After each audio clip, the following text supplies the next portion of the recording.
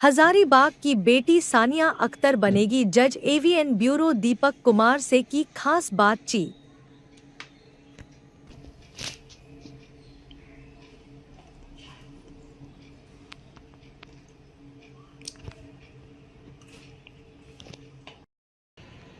नमस्कार, मैं हूं दीपक कुमार और आप देख रहे हैं एवीएन न्यूज चैनल।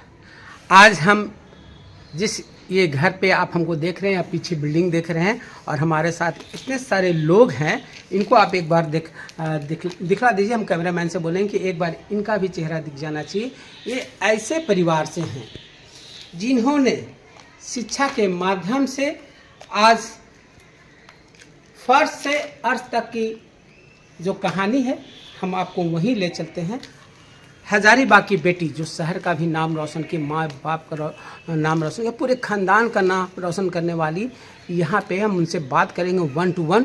चूँकि ये लगातार अपने पढ़ाई में इतना मशगूल थी, इतना मजबूर थी कि किसी के यहाँ जाना आना नहीं था, किसी से मिलना नहीं था। सिर्फ दोस्ती की तो अपने किताब से, पढ़ाई की तो अपने कॉलेज से। जिस तरह का भी बात हो, सिर्फ उसके चैप्टर में किताब का अंश आना बहुत ज़रूरी था और हम वैसे लोग से आज आपको रूबरू करवा रहे हैं। तो आइए, पहले तो हम आपका परिचय जानना चाहेंगे। मेरा नाम सानिया अख्तर है। अभी मैंने 32nd Bihar judicial services qualify किया है और अब मैं अपने आगे का सफ़र तय करने वाली हूँ। आपका शिक्षा, जो शुरुआती शिक्षा था सानिया, कहाँ से हुआ? मैंने 10th तक सेंट जेवियर स्कूल हजारीबाग से पढ़ाई की है। उसके बाद मैं अलीगढ़ मुस्लिम यूनिवर्सिटी चली गई। मैंने अपना +2 वहीं से किया है। उसके बाद मैंने अपना BA LLB भी अलीगढ़ मुस्लिम यूनिवर्सिटी से किया है और अभी रिसेंटली जून में मेरा मास्टर्स कंप्लीट हुआ है, वो भी मैंने अलीगढ़ मुस्लिम यूनिवर्सिटी से ही किया है। कैसे लगा कि आपको हम बिहार लोक सेवा आयोग वाला पहले स्टार्ट करें, वहीं से स्टार्ट किए? पहला एग्ज़ाम था, ऐसा कैसे फील किया?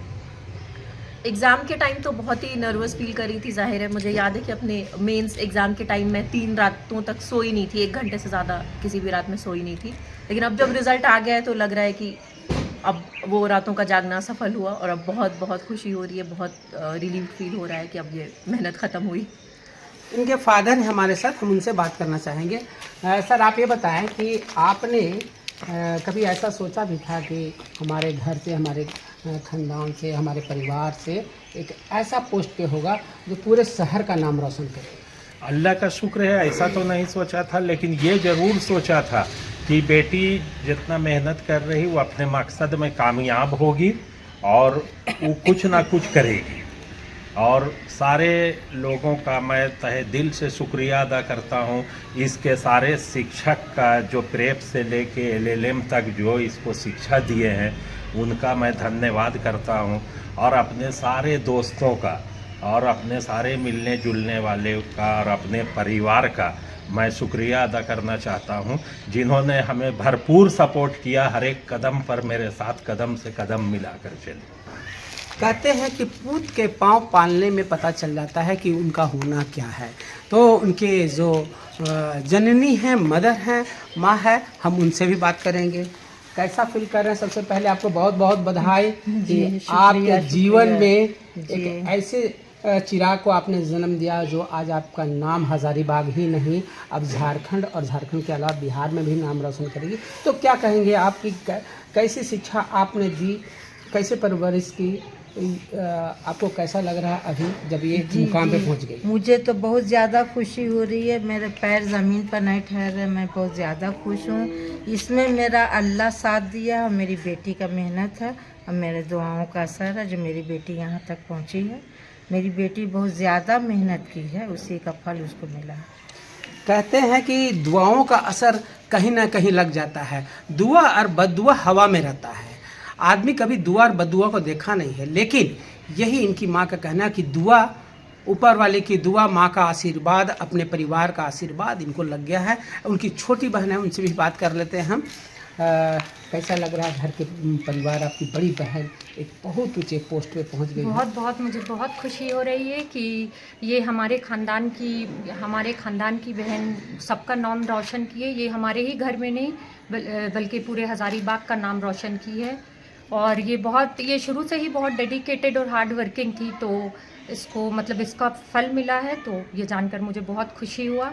और 28 नवंबर 2024 मेरे लिए बहुत यादगार का दिन है, जिस दिन मुझे ये पता चला कि इतने मेहनत के बाद मेरी बहन इस मुकाम पर पहुंच गई है और वो मैजिस्ट्रेट बन गई है फाइनली। कहते हैं कि बहन बहन में बड़ी झगड़ा होता है, हमेशा एक दूसरे का टेबल अलग रहता है, बेड अलग रहता है, आपके साथ भी ऐसा है? बचपन में तो हमारा बहुत झगड़ा हुआ करता था, बट धीरे धीरे जैसे मैं समझने लगी, जैसे मैच्योर हो गई हम लोग, तो फिर हमारा लड़ाई वड़ाई नहीं होता था। और अब तो खास करके ये जब तैयारी करने लगी थी तब तो मेरा बहुत इसके साथ मेरा भी बहुत सहयोग है। अच्छा सहयोग है। एक सवाल और पूछेंगे कि इतने बड़ा पोस्ट घर में एक व्यक्ति को मिल गया है, आपकी बड़ी बहन को मिला है, तो उससे आपको कुछ सीखने को मिल रहा है, कुछ करने का इंप्रेशन मिल रहा है अंदर से कि दीदी जब वहाँ पे गई है तो हमको भी कुछ करना है, ऐसा कुछ लग रहा है? जी, मुझे ये पता चल रहा है इससे कि कुछ भी पाने के लिए हार्ड वर्क करना बहुत ज़रूरी है और उसके साथ साथ बहुत कुछ सैक्रिफाइस करना पड़ता है अपने मकसद को पूरा करने के लिए। पूरे परिवार के लोगों ने ये ही बताया कि हार्ड वर्क, तो सही में कोई भी व्यक्ति अगर हार्ड वर्क करता है तो उसका रिजल्ट भी बहुत ही सुनहरा और सुंदर होता है। तो यहाँ पे रिजल्ट देख लिए हैं आपकी क्या हुआ है। अब हमको एक चीज़ बता दीजिए आप सानिया कि हज़ारीबाग में अगर आप हज़ारीबाग में पढ़ते, हज़ारीबाग में ही सिमट के रह जाते, तो ऐसा सपना आपने देखा क्या? मुझे नहीं लगता है कि अगर मैं हज़ारीबाग में ही रहती हमेशा तो मैं ये सपना देख पाती। हो सकता है मैं देख भी सकती थी, लेकिन अलीगढ़ जाना मेरे लिए बहुत ही अच्छा एक्सपीरियंस रहा और मैं बहुत ही ज़्यादा ग्रेटफुल हूँ कि मैं अलीगढ़ गई। बहुत ही यादगार मेरी हॉस्टल लाइफ भी रही, बहुत अच्छे लोगों से मैं मिली, बहुत नए लोगों से मैं मिली, बहुत नए आपको एक्सपीरियंसेस होते हैं जब आप बाहर जाते हैं। सिर्फ पढ़ाई ही केवल एक चीज़ नहीं है, बल्कि ज़िंदगी में भी आपको बहुत सीख मिलती है, आप 10 तरह के लोगों से मिलते हैं। तो मैं बहुत ज़्यादा खुशकिस्मत फील करती हूँ कि मैं अलीगढ़ गई और मैंने